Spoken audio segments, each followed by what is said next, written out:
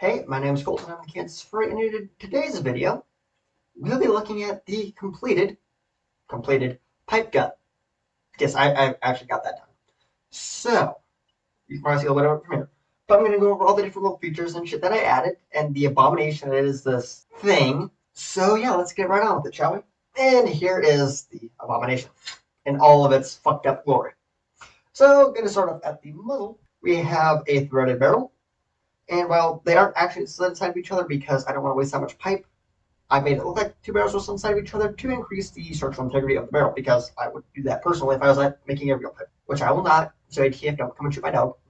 We have our front sight, which was a nail, which has a piece of wire on it because it was on a strip of nails.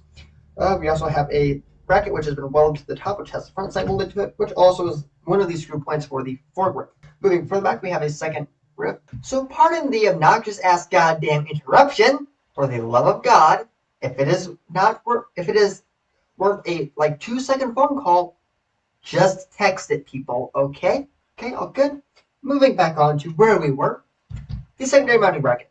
This actually was an L bracket, but I just bent it over the barrel and screwed it into both sides of my foregrip, because I figured I'd probably have one on that. Continuing further back, we have our bolt as well as parts of our lockup.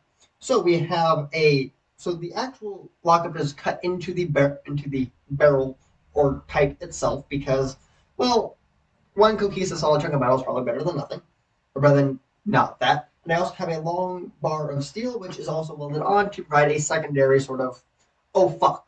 Then of course we have our bolt, which is of course a chunk of steel with a piece of rebar welded to it with another piece of metal welded to it. I decided to heat this chunk up with blowtorch and bend it because it goes off at that angle, and well, that was a little bit obnoxious. So we got that fixed. We also have this locking bracket thing. I'll show you what that is for a moment. We have our ejection port. We have our magazine will go. Going further back, we have this, which, oh dear God, there we go. This, which helps keep the firearm all together. We then have our rear sight, which is also part of a hinge, which I cut off.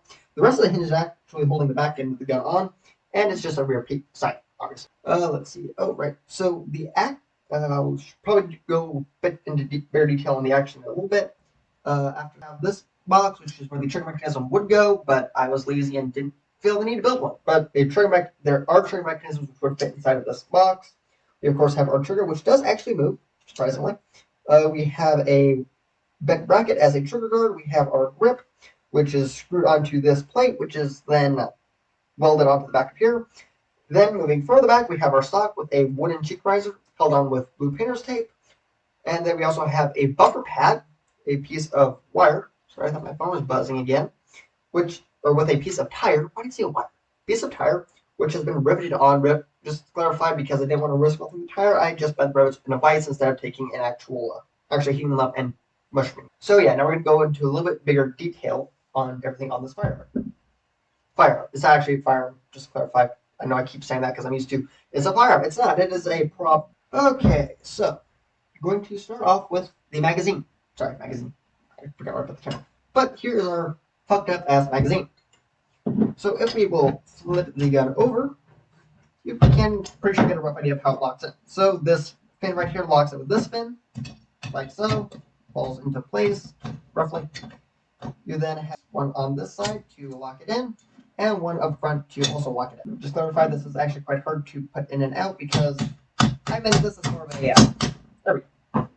That's something more of a, you can replace it if you need to, but not meant to be changeable per se, rapidly at least. If we flip the gun back over, we now have this bolt, which was previously pointed out. If we pull it down, we can take this bar and, oh dear God. I usually do this with a hammer, so fun fact, the muzzle device works as great as an improvised hammer.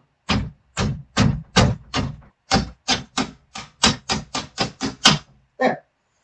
When I say about it being a complete piece of shit, I don't care if I damage it. But of course this swivels out of the way. Here is that hinge, which the other half is up here. And you have so you can pull the bolt out. Now I am thinking I might make a pair of feed lips in here and put a fake case in here to make it look better because this looks like shit. Not in a good way either. But yeah, so there's that. Here is our bolt. Give you a better look at it. Slides in there like so. So yeah, Continuing on to other features after I lock. So there's actually a little flap that the top part of this goes over. Idea being to kind of help keep the bolt nice and well locked in. There we go.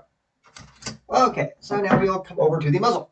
And for the muzzle, you can see it's just pieces of pipe, but we have a barrel muzzle device. I don't know what the fuck to make, so I just made something that looks vaguely Fallout-ish. And you can thread it on there. Yes, I'm where it's not perfectly straight, but you can screw that on there. Now I have a muzzle device, so whatever sorts of attachments I want to make, it can attach. I did make a vertical foregrip for it as well, but I didn't feel like putting that on, and it only attaches here, so it didn't feel like it was quite sturdy enough. So yeah, that's it.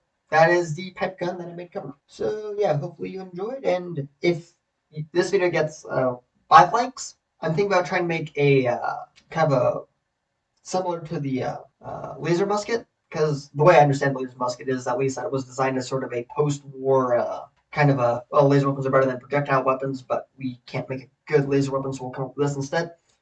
I actually have a fucked up electric motor sitting on the shop, so I could use that for that part of that, and I have some ideas. So if you want to see that, drop a like, comment down below, and I'll get to work on that.